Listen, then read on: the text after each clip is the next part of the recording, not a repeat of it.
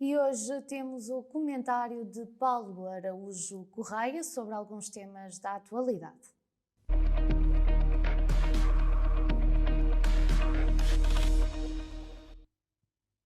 Iremos falar sobre as consequências para o país relativamente à repetição das eleições pelo Círculo da Europa, o conflito Rússia-Ucrânia e a baixa médica do juiz Ivo Rosa. Boa tarde, Paulo. Seja muito bem-vindo mais uma vez ao novo jornal. Boa tarde, Fátima. Muito obrigado. É sempre um gosto e um prazer estar aqui. Boa tarde a todos os que nos estão a ver e a ouvir. Bom, começando pelas consequências para o país, eu, na última semana estive aqui também no Novo Jornal e na altura a notícia era muito recente, nem sequer tínhamos detalhes, era só um título que dizia que o Tribunal Constitucional tinha mandado repetir, perdoando o simplismo do termo, as eleições pelo Círculo da Europa. E dizia eu na altura que parecia-me inevitável, ainda que não tivesse grande desenvolvimento a notícia, Sim. Sendo ela verdadeira, que era inevitável que íamos ter um atraso muito significativo da tomada de posse da Assembleia da República e da tomada de posse do novo governo. Para que se tenha uma ideia, estaria a acontecer precisamente o novo governo durante o dia 23, amanhã. Seria durante amanhã e eu estaria a tomar posse a nova Assembleia da República. E quais são as consequências disto? Desde logo vamos ter eleições 12, 13 de março, creio que é assim que está indicado. 12 e 13 de março. 12 e 13 de março. E os votos via postal serão recebidos até dia Exatamente, 23. Exatamente, o que implica que, na melhor das hipóteses, teremos talvez o governo a tomar posse no dia 28, ou seja, com um mês de atraso. Isto quando todos nós sabemos que desde outubro, desde a queda da não aprovação do Orçamento de Estado, que estamos em duodécimos, o país está a ser gerido em duodécimos. E o que já é uma situação altamente desagradável. Se nós temos em conta que ainda estamos numa fase de combate à epidemia, tudo bem, e ficámos todos muito satisfeitos, temos uma taxa de vacinação muito boa, das melhores do mundo, são mesmo a melhor do mundo, anda sempre ali nos primeiros 2, 3 lugares. Não é menos verdade que esta nova variante, ao que tudo indica, também por força da vacinação, é menos, enfim, agressiva, causa menos complicações de saúde, mas a verdade é que ainda existe a pandemia. E temos o plano de recuperação e resiliência para executar, com prazos muito apertados, exatamente. E tudo isto, o facto de termos um governo em duodécimos, obviamente que causa dificuldades, que causa constrangimentos. Acho que era do interesse de todos que o Governo da República tivesse finalmente condições para governar em plenas funções, sem estar em duodécimos, sem termos ministros que, enfim, já saberão naturalmente que não irão continuar, porque já sabemos que algumas alterações terão que ser naturalmente feitas. É sempre assim quando um novo executivo toma posse e ainda mais assim quando o primeiro-ministro, António Costa, na altura enquanto candidato, disse por várias vezes que o próximo governo seria mais ágil, mais curto, isso o que implica naturalmente até a própria orgânica ser alterada. E a verdade é que tudo isto era perfeitamente evitável, para que as pessoas percebam. Porque é que as eleições tiveram que ser repetidas? Primeiro houve uma reunião entre os diversos partidos, candidatos, em que acordaram que iriam aceitar os boletins de voto, mesmo sem eles virem acompanhados do documento de identificação. Para que se perceba, para uma pessoa poder aceder à mesa de voto, para poder votar, já estava devidamente identificada, ou seja, não havia o mínimo risco de alguém votar por outra pessoa, de alguém estar a introduzir um voto sem ter esse direito, enfim, não havia dúvidas que aquelas pessoas votaram de forma válida. E todos acordaram que não era necessário a fotocópia. Porquê? Porque hoje em dia, até por imposição legal, e tu saberás isso também, quem se desloca a qualquer repartição pública, enfim, hoje em dia é proibido ficar com fotocópias dos documentos de identificação, por razões de segurança, que acho que são óbvias a todos. E então a ideia era simplificar o procedimento. E a verdade é que o PSD concordou com isso. É verdade que a lei, não podia ser por acordo, se podia revogar a lei, mas a verdade é que houve um compromisso. E se esse compromisso tivesse sido honrado, os votos tinham sido validados, não havia consequência nenhuma, já estava hoje o Governo, hoje a Assembleia da República a tomar posse e o Governo amanhã em funções. Mas a verdade é que à 25ª, nem à 24ª, à 25ª hora, o PSD mudou de ideias, decidiu anular todos os votos que não vinham acompanhados do cartão de cidadão, da fotocópia. Que são cerca de 80% dos votos. Era quase a totalidade dos votos. Mas mais uma vez, de uma percentagem muito significativa. Primeiro, acho que isso é uma falta de respeito enorme para com toda a nossa comunidade imigrante, que fez um esforço acrescido de exercício do seu direito de voto. E todos nós fazemos sempre tantos apelos a que as pessoas vão votar, a que exerçam o direito de voto, que votem, e depois quando as pessoas votam criamos constrangimentos que implicam a anulação do seu direito de voto. Mas mesmo em termos práticos, já compreenderia mal, porque seria sempre uma falta de respeito, mas mesmo que partámos do princípio que o PS estava numa razão estratégica. Mas a verdade é que se todos os votos fossem válidos, ou seja, os 100% dos votos tivessem sido validados, o resultado seria sempre 2 deputados para o Partido Socialista, 2 deputados para o PSD. Com os 80% dos votos invalidados, o resultado seria e foi 2 deputados para o PS, 2 deputados para o PSD. Ou seja, em termos práticos, aquilo não tinha alteração absolutamente nenhuma. E por causa dessa, enfim, eu chamar-lhe excesso de zelo dos representantes do PSD, acabamos por ter todo o país em suspenso por mais um período de tempo, no mínimo, dos mínimos de um mês e meio, acima daquilo que era expectável. E vamos ter Orçamento de Estado, talvez em junho, julho, porque o Orçamento de Estado tem prazos, terão que ser cumpridos. É óbvio que isto causa enorme prejuízo ao país, às nossas instituições, ao nosso povo, de uma maneira geral. E não me dá satisfação nenhuma dizer que esta situação é disputada por um partido com grande responsabilidade na nossa democracia, como é o Partido Social Democrata. Consideras que há aqui uma duplicidade de posições no que diz respeito a Rui Rio? Quem será o grande culpado de toda esta situação? Eu acho que o grande culpado de toda esta situação que é o PSD. Também confesso que me entendo mal que um grupo de pessoas tenha achado que por acordo podia, no fundo, subtrair-se àquilo que é a letra da lei. Mas eu parto do princípio que todas as pessoas são pessoas de palavra, que têm responsabilidade, que, sobretudo quando estão a representar partidos com esta tradição e com esta importância no nosso sistema democrático, que sabem o que estão a fazer. E se chegaram a esse entendimento de que era possível, por acordo, enfim, encontrar uma solução jurídica criativa, vamos dizer assim, que permitisse contornar, entre aspas, a lei e permitir validar aqueles votos, já compreendo muito mal que, uma vez tendo esse acordo fechado, aquilo consta de uma ata, ninguém diz que não houve esse acordo, que depois mudem completamente de opinião e com essa mudança de opinião que impliquem esta confusão toda. Porque reparem, bastava o PSD ter dito logo à cabeça, não concordámos, é preciso cumprir a lei não diz isto, não. Que as coisas teriam claro, porque as pessoas não teriam misturado os votos. Qual foi o grande problema? As pessoas estavam a presidir às mesas de voto, introduziram os boletins de voto supostamente sem o comprovativo da cópia de cartão de cidadão, junto com os outros. O tornou impossível distinguir os votos que vinham acompanhados dos votos que não vinham acompanhados. O Tribunal não teve alternativa. O Tribunal Constitucional decidiu o que se impunha face aos factos, que era anular todo o ato e repeti-lo, porque era impossível separar o que eram votos válidos e não válidos. Eu digo que isto é tudo uma atrapalhada, que o país compreende mal.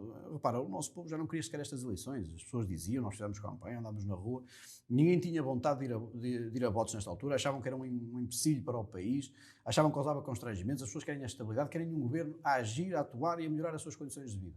E nós, com mais uma atrapalhada, não há outra forma de dizer, conseguimos outra vez, enfim, colocar mais dificuldades, mais constrangimentos e até alguma incompreensão para com as pessoas, e receio bem que até tenha efeitos na participação. Na participação, claro, era precisamente isso que te ia perguntar. Na tua opinião, a adesão às mesas de voto pode ser alterada acho de forma significativa? Eu estou só a fazer futurologia, mas posso dizer que indubitavelmente há uma coisa que já aconteceu, que vamos desvirtuar o sentido de voto dessas pessoas. Estamos a falar de pessoas que vão votar hoje, no dia 12 e no dia 13, já sabendo qual é o resultado das eleições. Porque já sabe que o PS ganhou, já sabe que o PS ganhou com maioria absoluta, porque mesmo que tenha 0 e o PSD os 4, isso não interfere com nada, o PS passaria a ter, em vez de 119, 117, e continuaria a ter maioria absoluta, que só precisa ter 116 deputados para ter essa maioria absoluta.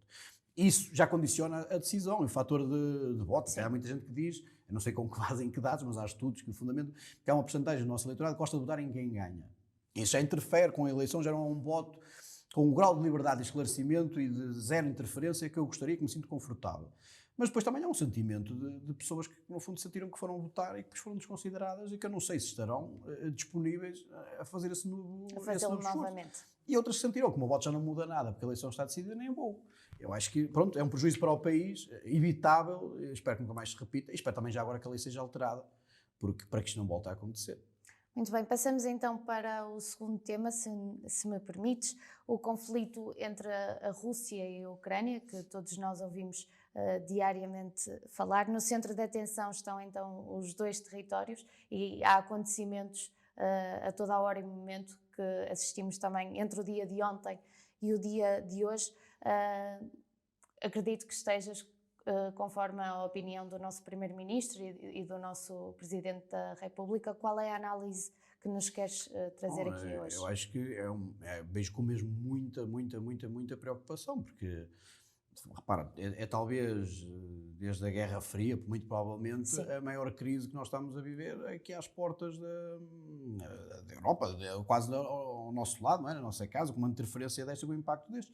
Nós temos a Rússia, enfim, é o culminar de todo um processo iniciado pela Rússia, com a anexação da Crimeia, não é de hoje, mas a Rússia recorrentemente vem testando aquela que é a reação da Europa, aquela que é a reação da NATO, quase a testar, a ver até onde é que pode ir, até que alguém lhe coloque um travão definitivo.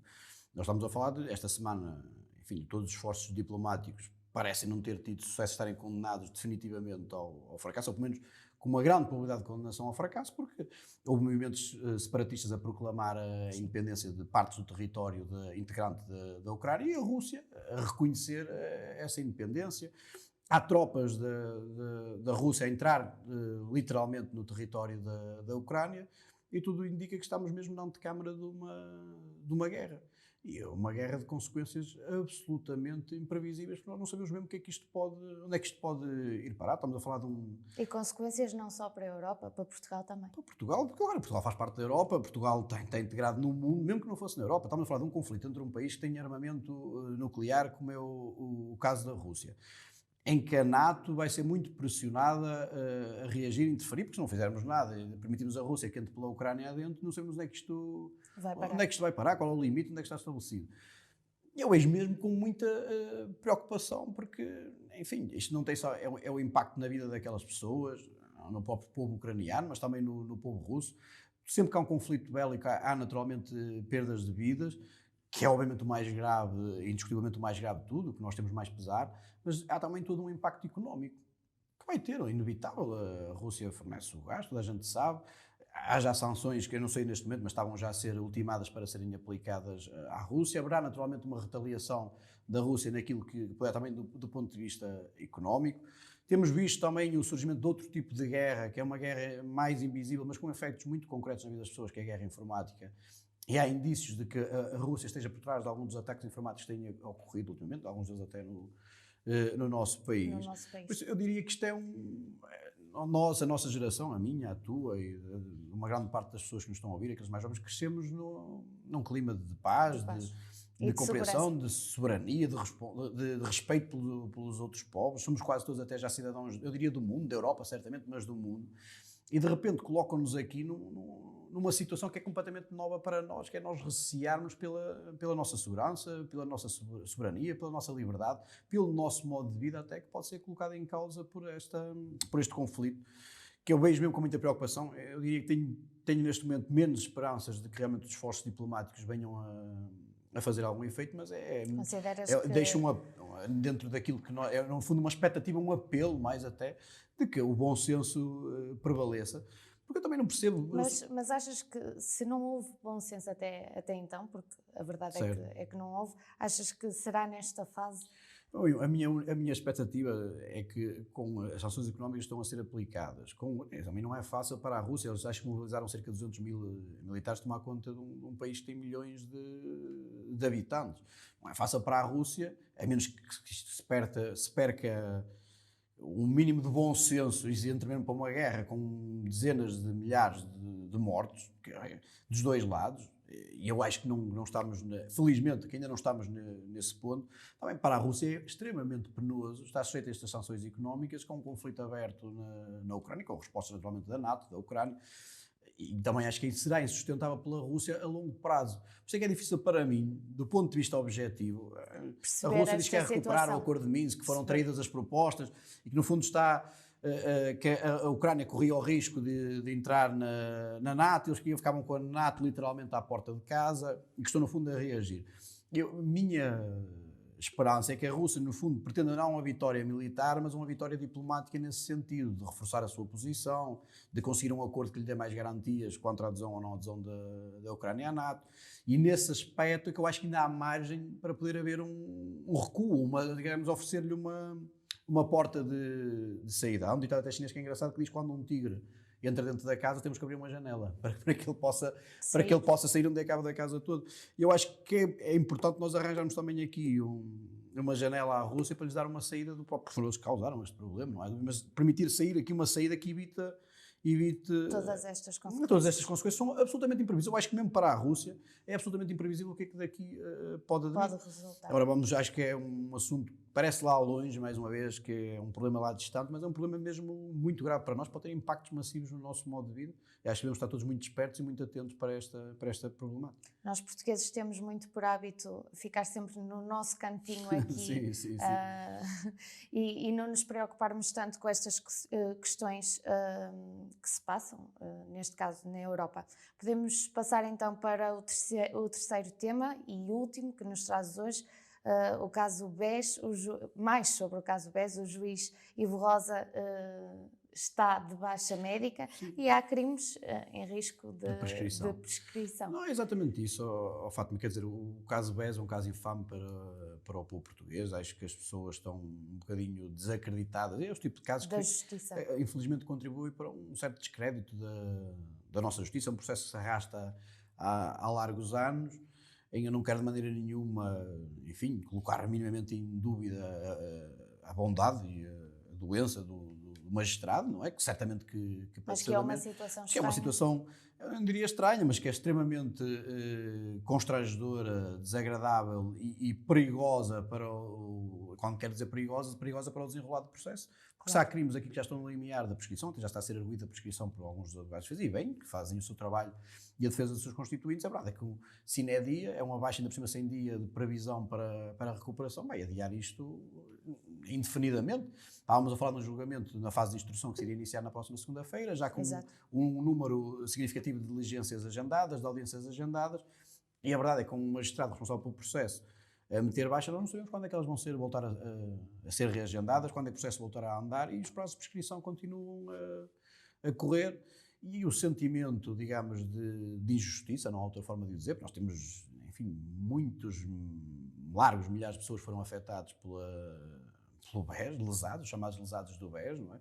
Instituições, empresas, famílias, imigrantes que perderam as suas poupanças, e que agora o que lhes restava era esta expectativa de que ao menos a justiça lhes desse uma resposta, que ao menos a justiça reconhecesse os seus direitos, que ao menos a justiça, eu não estou aqui a fazer um apelo a uma justiça que seja apenas e só penalizadora, castigadora, mas a justiça não é só e apenas penalizadora, mas tem um fator de ressocialização e também para haver essa ressocialização e para haver também um fator de dissuasão que também está associado às penas penais, é preciso que a justiça se cumpra. Porque senão cria-se quase aqui um sentimento além deste sentimento de justiça, mas também de impunidade nas pessoas que praticam este tipo de...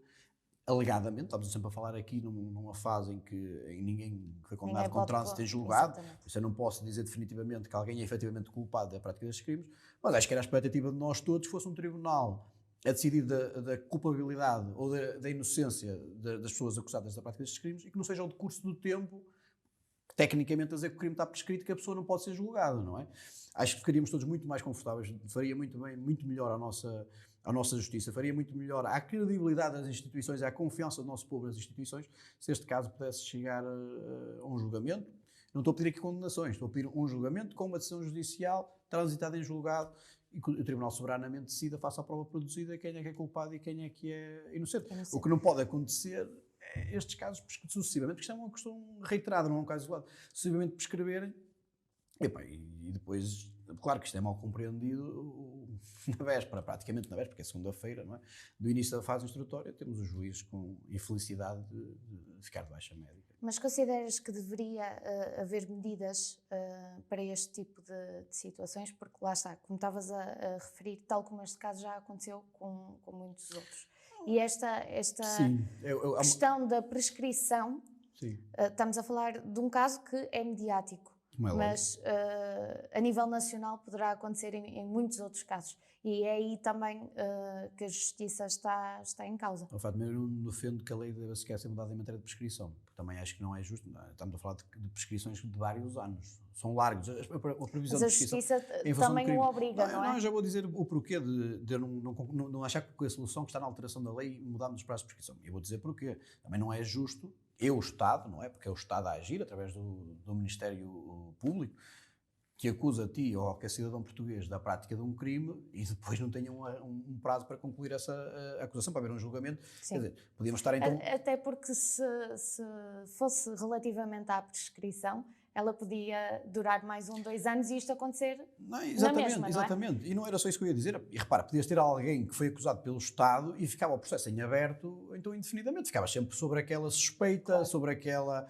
presunção quase de culpa, não é? Indefinidamente. Isso era próprio de outros Estados que não são propriamente democráticos. Outros tempos, aqui que infelizmente já existiram em Portugal, é que nós abríamos um processo e não havia regras, ele ficava aberto indefinidamente. O que eu acho que pode e deve ser feito é acabar com os megaprocessos.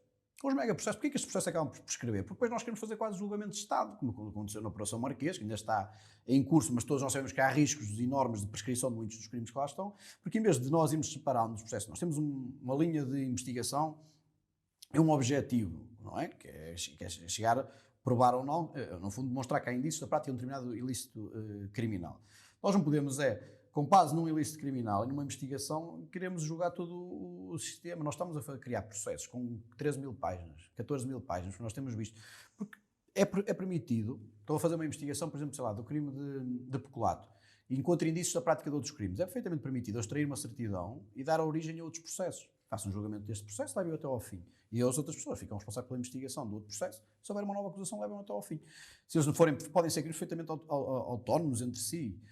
O que não faz sentido é nós juntarmos tudo num mega processo que leva anos a fio em fase de inquérito para produzir uma acusação, que depois leva mais... Torna isto... É isso, eu acho que é a forma como nós estamos a utilizar a lei e os recursos do Estado na construção destes processos que no fundo leva às prescrições. Não há o prazo de prescrição que está errado. É a forma como, enfim, a investigação está a ser compilada toda em megas processos que depois chegam a lado nenhum invariavelmente. E contribui, obviamente, que estes mega processos são mediáticos, tem espaço e bem na imprensa, nas notícias, só não é bem quando chega à parte da violação do segredo de justiça, mas todo o resto tem interesse mediático, tem interesse da população.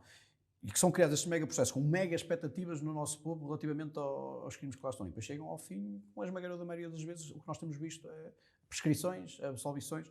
Eu acho que isso tem que ser mesmo repensada, a forma como nós fazemos as investigações e como nós produzimos as acusações em Portugal. Muito obrigada, Paulo, pela tua presença aqui no Novo Jornal. Aqui ficou o comentário de Paulo Araújo Correia sobre a atualidade nacional.